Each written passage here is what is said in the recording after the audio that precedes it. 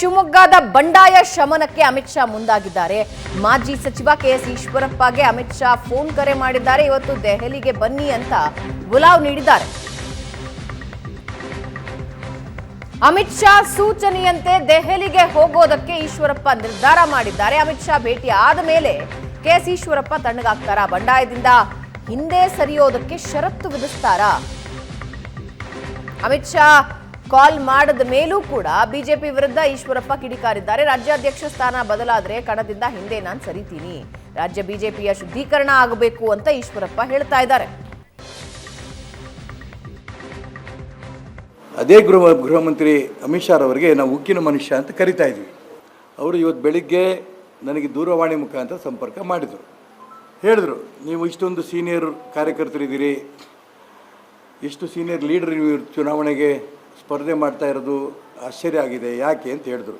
ಸ್ಪಷ್ಟವಾಗಿ ಅವ್ರು ಹೇಳಿದ್ದೀನಿ, ಕರ್ನಾಟಕ ರಾಜ್ಯದಲ್ಲಿ ಒಂದು ಕುಟುಂಬದ ಕೈಯಲ್ಲಿ ಪಕ್ಷ ಇದೆ, ಅದೇ ರೀತಿ ಕರ್ನಾಟಕ ರಾಜ್ಯದಲ್ಲೂ ಕೂಡ ಭಾರತೀಯ ಜನತಾ ಪಾರ್ಟಿನಲ್ಲಿ ಕಾಂಗ್ರೆಸ್ ಸಂಸ್ಕೃತಿ ಬೆಳೀತಾ ಇದೆ. ಅಪ್ಪ ಮಕ್ಕಳ ಕೈಯಲ್ಲಿ ಪಕ್ಷ ಹೋಗಿರೋದು ತುಂಬ ಅನ್ಯಾಯ. ಇಡೀ ರಾಜ್ಯದಿಂದ ನನಗೆ ಫೋನ್ಗಳು ಬರ್ತಾ ಇದ್ದಾವೆ, ಒಬ್ಬರಿಗೂ ಕೊಡಲಿಲ್ಲ, ಯಾವ ನ್ಯಾಯ? ನೀವು ವಾಪಸ್ ತಗೊಳ್ಳಿ, ಚುನಾವಣೆ ಸ್ಪರ್ಧೆ ಮಾಡೋಕ್ಕೆ ಹೋಗಬೇಡಿ, ನೀವೇನೇನು ಅಪೇಕ್ಷೆ ಪಟ್ಟಿದ್ರು ಅದೆಲ್ಲವೂ ಕೂಡ ಮುಂದೆ ಮಾಡೋಣ ಅಂತಂದರು. ನಾಳೆ ದಿನ ದೆಹಲಿ ಬರಬೇಕು, ನಿಮ್ಮ ಹತ್ರ ನಾನು ಮಾತಾಡ್ತೀನಿ ಅಂತ ಹೇಳಿದರು. ನಾನು ನಿಮ್ಮ ದೊಡ್ಡವರಿದ್ದೀರಿ, ನಾನು ಖಂಡಿತ ದೆಹಲಿ ಬರ್ತೀನಿ, ಯಾವ ಕಾರಣಕ್ಕೂ ಕೂಡ ಚುನಾವಣೆಯಲ್ಲಿ ನಾನು ನಿಲ್ಲೋನೆ, ಮತ್ತಿದನ್ನು ಹೇಳ್ತೀನಿ. ನಾಳೆ ಬೆಳಗ್ಗೆನೇ ರಾಜ್ಯ ಅಧ್ಯಕ್ಷರ ಬದಲಾವಣೆ ಮಾಡಿದ್ರೆ ನಾನು ಚುನಾವಣೆಗೆ ನಿಲ್ಲಲ್ಲ. ನನ್ನ ಉದ್ದೇಶ ಪಕ್ಷ ಸರಿ ಆಗಬೇಕು. ನಾಳೆ ಅವಾಗೇನಾಗುತ್ತೆ, ಇಡೀ ಕರ್ನಾಟಕ ರಾಜ್ಯದಲ್ಲಿ ಕುಟುಂಬದ ರಾಜಕಾರಣದಿಂದ ಒಂದು ಭಾರತೀಯ ಜನತಾ ಪಾರ್ಟಿ ಮುಕ್ತ ಮಾಡೋ ದಿಕ್ಕಿನಲ್ಲಿ ಈಶ್ವರಪ್ಪ ಚುನಾವಣೆ ನಿಂತಿದ್ದಕ್ಕೋಸ್ಕರನೇ ಒಬ್ಬ ರಾಜ್ಯಾಧ್ಯಕ್ಷ ಒಂದೇ ಕುಟುಂಬದವನು ಅವ್ರು ತೆಗೆದ್ರು ಅನ್ನೋಂಥ ಒಂದು ಮೆಸೇಜ್ ಇದೆಯಲ್ಲ. ನಮ್ಮ ಮನೆಗೆ ರಾಜ್ಯದ ಭಾರತೀಯ ಜನತಾ ಪಾರ್ಟಿ ಸಂಘಟನಾ ಪ್ರಧಾನ ಕಾರ್ಯದರ್ಶಿ ರಾಜೇಶ್ ಜಿ ಬಂದಿದ್ದರು, ಪ್ರಚಾರಕರು. ನಾನು ಅವ್ರಿಗೆ ಖಾಲಿ ಬಿದ್ದೆ. ಸಂಘಕ್ಕೆ ನನ್ನ ಜೀವನದಲ್ಲಿ ಸೂಚನೆ ಮೀರಿಲ್ಲ, ಮೊದಲನೇ ಬಾರಿ ಸೂಚನೆ ಮೀರ್ತಾ ಇದ್ದೀನಿ, ದಯವಿಟ್ಟು ಕ್ಷಮಿಸಿ ಅಂತ ಹೇಳ್ಬಿಟ್ಟು ಬಂದಿದ್ದೀನಿ. ಅಲ್ಲರೇ ಅಮಿತ್ ಶಾ ಹತ್ರ ಬಂದ್ಮೇಲೆ ಇನ್ನೇಗೆ ಯಡಿಯೂರಪ್ಪ ಹೋಗ್ಲಿ? ರಂಗಂತ ಹೋಗ್ಬಂದ್ಮೇಲೆ ಸಿಂಗಂತ ಕೆಲಸ ಏನು? ಕೇಳಪ್ಪ, ರಂಗಂತಾಗೆ ಹೋಗ್ಬಂದ್ಮೇಲೆ ಸಿಂಗಂತ ಕೆಲಸ ಏನು? ನಮ್ಮ ಮನೆ ಬರಲಿ, ಯಾಕೆ 10 ವರ್ಷ ನನ್ನ ಮನೆಗೆ ಗೊತ್ತಿರಲಿಲ್ಲ ಅವ್ರಿಗೆ? ಮಗ ಸೋಲ್ತೀನಿ ಅಂತ ಗೊತ್ತಾಗಿದೆ ನನ್ನ ಮನೆ ನೆನಪಾಯ್ತಾ?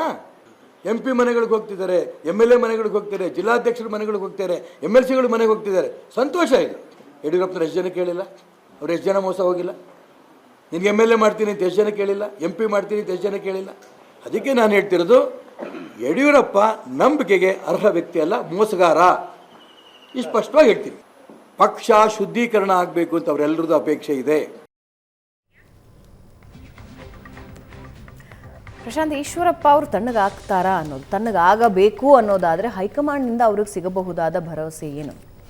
ನೋಡಿ, ಇದರಲ್ಲಿ ಹೈಕಮಾಂಡ್ ಮೊದಲ ತಪ್ಪನ್ನು ಮಾಡಿದೆ ಅಂತ ನನಗನ್ಸುತ್ತೆ. ಹೈಕಮಾಂಡ್ ಇರಲಿ, BJP ಒಟ್ಟು ನಾಯಕತ್ವ. ಈಶ್ವರಪ್ಪನವರಿಗೆ ಹಾವೇರಿ ಟಿಕೆಟ್ ಕೊಡೋಕ್ಕಾಗಲ್ಲ ಅನ್ನೋದು ಗೊತ್ತಿತ್ತು, ಎಲ್ರಿಗೂ ಗೊತ್ತಿತ್ತು, ಕ್ಯಾಲ್ಕುಲೇಷನ್ ಆಧಾರದ ಮೇಲೆ ಗೊತ್ತಿತ್ತು. ಹಾಗಿರುವಾಗ ನೀವು ಈಶ್ವರಪ್ಪನವ್ರನ್ನ ಎಲ್ಲೋ ಚುನಾವಣೆಗಿಂತ ಮುಂಚೆ ಅಕಾಮಡೇಟ್ ಮಾಡುವ ಪ್ರಯತ್ನ ಮಾಡ್ಬೋದಿತ್ತು.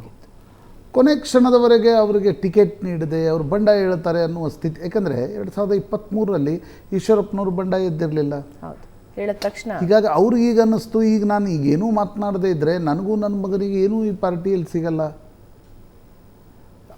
ಅವರೊಂದು ಹೊಸ ಒಂದು ಇಲ್ಲ ಪರಿವಾರವಾದ ಅಂತಕ್ಕಂಥದ್ದು ಎತ್ತಾ ಇದ್ದಾರೆ. ಅವರು ತಮ್ಮ ಮಗನಿಗೆ ಟಿಕೆಟ್ ಕೇಳಿರೋದು. ಆದರೆ ನೋಡಿ, ಪೊಲಿಟಿಕಲ್ ಪಾರ್ಟಿಗಳಲ್ಲಿ ಅಕಾಮಡೇಷನ್ ಇಸ್ ವೆರಿ ಇಂಪಾರ್ಟೆಂಟ್. ಅಂದರೆ ಇವರನ್ನಿಲ್ಲಿ ಅಂತ ಮಾಡಬೇಕಾಗತ್ತೆ. ನೀವು ಇಲ್ಲ ಇವರು ಬೇಕಾದ ಮಾಡ್ಕೊಳ್ಳಿ, ನೀವು ಬೇಕಾದ ಮಾಡ್ಕೊಳ್ರಿ. ನೀವು if you push someone to the wall, he will going to be rebel. ಅದು ಥಿಯರಿ ಆಫ್ ಲೈಫ್. ಅದು ಆ್ಯಂಡ್ ಅಷ್ಟು ವರ್ಷಗಳು ಒಬ್ಬ ನಾಯಕ ಕೆಲಸ ಮಾಡಿರ್ತಾರೆ, ಪಕ್ಷಕ್ಕೋಸ್ಕರ ದುಡಿದಿರ್ತಾರೆ, ಏಕದಮ್ ತೆಗೆದು ಸೈಡಿಗೆ ಹಾಕಿಬಿಡ್ತೀನಿ, that is not a good. ಮತ್ತೆ ನಿಮಗೂ ನಿಮ್ಗೆ ಗೊತ್ತಿದೆ ಅವ್ರಿಗೆ ಕೊಡೋಕ್ಕಾಗಲ್ಲ ಅನ್ನೋದನ್ನು. ನೀವು ರಾಜ್ಯಸಭಾ ಚುನಾವಣೆ ಇತ್ತು, ನಾಳೆ ವಿಧಾನ ಪರಿಷತ್ ಇದೆ, ನಾವು ಅಕಾಮಡೇಟ್ ಮಾಡ್ತೀವಿ ಅನ್ನೋದನ್ನು ಹೈಯೆಸ್ಟ್ ಲೆವೆಲ್ನಲ್ಲಿ ಹೇಳಿಸಿದರೆ ಈಶ್ವರಪ್ಪನವರು ಇಷ್ಟೊಂದು ಮುಂದಿನ ಹಂತಕ್ಕೆ ಯಾಕೆ? ನೋಡ್ರಿ, ಕೊನೆಗೆ ಎಲ್ರಿಗೂ ಮಹತ್ವಾಕಾಂಕ್ಷೆ ಇದು. ರಾಜಕಾರಣ ಏನು ಸನ್ಯಾಸಿಗಳ ಆಟ ಅಲ್ಲ, ತ್ಯಾಗದ ಆಟ ಅಲ್ಲ ರಾಜಕಾರಣ. ತ್ಯಾಗ ನೀವು ಹೇಳಬಹುದು, ಆದರೆ ಕೊನೆಗೆ ಮಹತ್ವಾಕಾಂಕ್ಷೆಗಳು, ನಿಮಗೇನು ಪವರ್ ಸಿಗುತ್ತೆ ಬದುಕಿರೋವರೆಗೂ ಇರುತ್ತೆ, ನಿಶ್ಚಿತವಾಗಿರುತ್ತೆ. ಶಾಮನೂರು ಶಿವಶಂಕರಪ್ಪನವ್ರು ಎಷ್ಟು ವರ್ಷ ಆಯ್ತು ಈಗ ಚುನಾವಣೆಗೆ ನಿಂತು ಗೆಲ್ಲಿಲ್ವಾ? ಇದು ಅಧಿಕಾರ ಅನ್ನೋದಕ್ಕೇನು ನಿವೃತ್ತಿಯ ವಯಸ್ಸು ಇರಲ್ಲ. ಹೌದು. ನೀವು ನಿವೃತ್ತಿಯ ವಯಸ್ಸನ್ನು ಹಾಕ್ಬೋದು, ಅವಾಗ ಅದು ಎಲ್ಲರಿಗೂ ಹಾಕಬೇಕಾಗತ್ತೆ. ಈಗ ಈಶ್ವರಪ್ಪನವ್ರಿಗೆ ಅನ್ಸದೆ ಯಡಿಯೂರಪ್ಪನವ್ರ ಮಗನಿಗೆ ಅಧ್ಯಕ್ಷ ಸ್ಥಾನ ಸಿಗ್ತಾ ಇದೆ, ನನಗೆ ಯಾಕೆ ಸಿಗ್ತಾ ಇಲ್ಲ ಅಂತಕ್ಕಂಥ. ಎರಡನೇದು ನನಗನ್ಸ್ತಕ್ಕಂಥದ್ದು, ಈಗ ಈಶ್ವರಪ್ಪನವರು ಕೂಡ ಸಂಗೊಳ್ಳಿ ರಾಯಣ್ಣ ಬ್ರಿಗೇಡ್ ಮಾಡಿದರು, ಇಡೀ ಸಂಘಟನೆ ಅದು ಇದು ಅಂತ ಓಡಾಡಿದರು. ಕೊನೆಗೆ ಅಮಿತ್ ಶಾ ಅವರು ಕರೆದು ದಿಲ್ಲಿಯಲ್ಲಿ ಸಭೆ ನಡೆಸಿದಾಗ ಸಂಗೊಳ್ಳಿ ರಾಯಣ್ಣ ಬ್ರಿಗೇಡನ್ನು ಕೈ ಬಿಟ್ಬಿಟ್ರು. ಈಗಲೂ ಬಿಡ್ತಾರಾ ಅಂತಕ್ಕಂಥ ಪ್ರಶ್ನೆ ಇದೆ ನನಗನ್ಸುತ್ತೆ. ಬಟ್ ಇಷ್ಟು ಮುಂದಕ್ಕೆ ಹೋಗ್ತಾರೆ ಅಂತ ಅನಿಸುತ್ತೆ ಆರಂಭದಲ್ಲಿ ಪ್ರಶಾಂತ್. ಅಲ್ಲ, ಅದಕ್ಕೆ ನಾನು ಹೇಳಿದೆ, ಅವರಿಗೆ ಏನೂ ಸಿಗಲ್ಲ ಅನ್ನೋದು ಗೊತ್ತಾದಾಗ ಈಶ್ವರಪ್ಪನವರು ಬಂಡಾಯ ಎದ್ದಿದ್ದಾರೆ. ಈಗ ಅವರು ದಿಲ್ಲಿಗೆ ಹೋಗ್ತಾರೆ, ಎರಡು ಆಪ್ಷನ್ಸ್ಗಳು. ಒಂದು, ಈಶ್ವರಪ್ಪನವರು ದಿಲ್ಲಿಗೆ ಹೋಗಿ ಕೂಡ ನಾನು ಅಭ್ಯರ್ಥಿ ಆಗಲ್ಲ ಅಂತ ಹೇಳಲಿಲ್ಲ ಅಂತಂದರೆ ಅವ್ರಿಗೂ ಬಿ ಜೆ ಪಿಗಿರೋ ನಂಟು ಮುಗಿಯುತ್ತೆ ಅಂತ ನನಗನ್ಸುತ್ತೆ. ಯಾಕಂದರೆ ಮುಂದಿನ 4 ವರ್ಷ ಚುನಾವಣೆ ಇಲ್ಲ. ಹೌದು, 4 ವರ್ಷ ಚುನಾವಣೆ ಇಲ್ಲದೆ ಇರೋದ್ರಿಂದ 4 ವರ್ಷದಲ್ಲಿ ಏನೆಲ್ಲ ಆಗತ್ತೆ ಯಾರಿಗೂ ಗೊತ್ತು. ಒಂದು ವೇಳೆ ಅವರು ಅಭ್ಯರ್ಥಿ ಹಿಂದೆ ತೆಗೆದುಕೊಂಡ್ರೆ high command has to give something. ಅವ್ರ ಮಗನಿಗೆ ಏನೋ ಕೊಡ್ತೀವಿ, ವಿಧಾನ ಪರಿಷತ್ತಲ್ಲಿ ಕೊಡ್ತೀವಿ ಅನ್ನೋದನ್ನು ಅವ್ರೇನು ಬಯಸ್ತಾ ಇದ್ದಾರೆ, ಹೈಯೆಸ್ಟ್ ಲೆವೆಲಿಂದ ನನಗೆ ಭರವಸೆ ಬರಲಿ ಅಂತಕ್ಕಂಥದ್ದನ್ನು ಬಯಸ್ತಾ ಇದ್ದಾರೆ. ಅದು ಸಾಧ್ಯ ಆಗುತ್ತಾ ಅಂತಕ್ಕಂಥದ್ದು ಪ್ರಶ್ನೆ. ಬಟ್ ನನಗೆ ಇವತ್ತಿಗೂ ಅನ್ಸೋದು ಭಾವನಾ, ಪೊಲಿಟಿಕಲಿ ಇವತ್ತೇನು ಈಶ್ವರಪ್ಪನವರು ಬಂಡಾಯ ಎದ್ದಿದ್ದಾರೆ, ಇದರಲ್ಲಿ ಏನು ಭಾಳ ಸಿಗಲ್ಲ. ಅವ್ರದ್ದೇ ಕ್ಷೇತ್ರವನ್ನು ಬಿಟ್ಟು ಕೊಡುವಾಗ ಈಶ್ವರಪ್ಪನವರು ಸದ್ದು ಮಾಡಿದರೆ ಅವರ ಮಗನಿಗೆ ಟಿಕೆಟ್ ಅಕಾಮಿಡೇಟ್ ಆಗ್ತಾಯಿತ್ತು.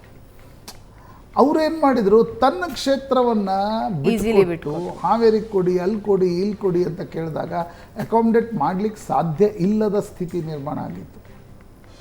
ನನಗೆ ಇವತ್ತಿಗೂ ಅನಿಸೋದು, ಈಶ್ವರಪ್ಪನವರು ಅಂದರೆ ಬಂಡಾಯ ಹೇಳೋದೇ ನಿಮ್ಮ ಮನಸ್ಸಲ್ಲಿದ್ದರೆ 23ರಲ್ಲಿ ಎದ್ದಿದ್ರೆ ನಿಮ್ಗೇನಾದರೂ ಸಿಗ್ತದೆ. ಈಗ ಜಗದೀಶ್ ಶೆಟ್ಟರು 23ರಲ್ಲಿ ಸುಮ್ಮನೆ ಕೂತಿದ್ರೆ 24ರಲ್ಲಿ ಅವ್ರಿಗೆ ಯಾವುದಾದ್ರೂ ಇಂಪಾರ್ಟೆಂಟ್ ಹಾವೇರಿ ಕ್ಷೇತ್ರ ಸಿಗೋದು. ಬೆಳಗಾವಿಗೆ ಹೋಗಬೇಕಾಗಿರ್ತಕ್ಕಂಥ ಪರಿಸ್ಥಿತಿ. ಎರಡೂ ವೈರುಧ್ಯನೇ. Timing of the rebel is also important in politics and different from one to other. ಈಗ ಒಂದು ಈಶ್ವರಪ್ಪನವ್ರು ನೋಡಿ, ನನಗಂತ ಶಿವಮೊಗ್ಗದಲ್ಲಿ ಭಾಳ ಏನೋ ಡೆಂಟ್ ಮಾಡಲಿಕ್ಕೆ ಸಾಧ್ಯ ಆಗುತ್ತೆ ಅಂತ ಕುರುಬರ ಮತಗಳನ್ನು ಪಡೆದ್ರೆ it will help B J P. ಆದರೆ ಉಳಿದ ಭಾಗಗಳಲ್ಲಿ ಕುರುಬರ ಮತಗಳಲ್ಲಿ ಒಂದು 20,000 ಬರ್ತಿತ್ತು ಅಂತ ಅನ್ಕೋಣ, ಒಂದು 10,000 ಕಡಿಮೆ ಆದರೂ ಕೂಡ ಅದು B J P. Shettar case, Shettar ಅವರಿಗೆ ಅದರ ಲಾಭ ಆಗಿಲ್ಲ, ಆದರೆ ಕಾಂಗ್ರೆಸ್ಸಿಗೆ ಅದರ ಲಾಭ ಆಯಿತು, ಅದರ ನಷ್ಟ ಆಗಿದ್ದು ಬಿಜೆಪಿಗೆ. ನಷ್ಟ ಈಶ್ವರಪ್ಪನವ್ರಿಗಾಗ್ಬೋದು ಶಿವಮೊಗ್ಗದಲ್ಲಿ, ನಷ್ಟ ಬಿ ಜೆ ಪಿಗೂ ಬೇರೆ ಭಾಗಗಳಲ್ಲಾದರೆ ಅದರ ಲಾಭ ಕಾಂಗ್ರೆಸ್ಸಿಗೆ ಆಗುತ್ತೆ. ನಿಮಗೆ ನೋಡಿ, ಈ ಬಾರಿ ಯಾವುದೇ ಸೀಟ್ನಲ್ಲಿ ನಿಮ್ಮ 3-3.5 ಲಕ್ಷದ ಅಂತರದಲ್ಲಿ ಕರಾವಳಿ ಬಿಟ್ಟರೆ ಸ್ವಲ್ಪ ಮುಂಬೈ ಕರ್ನಾಟಕದ ಕೆಲ ಸೀಟ್ಗಳನ್ನು ಬಿಟ್ಟರೆ ದೊಡ್ಡ ಮಾರ್ಜಿನ್ ಇರಲ್ಲ. ಸಣ್ಣ ಮಾರ್ಜಿನಲ್ಲಿ 10,000 vote is a very significant. Correct 10,000 ತುಂಬ ದೊಡ್ಡ ಅಂತರನೂ ಅಂತ ಅನ್ನಿಸ್ಕೊಳ್ಳುತ್ತೆ.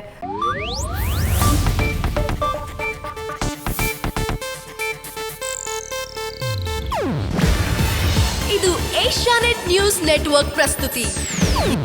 ನೀವು ನೋಡ್ತಿದ್ದೀರಾ ಏಷ್ಯಾನೆಟ್ ಸುವರ್ಣ ನ್ಯೂಸ್.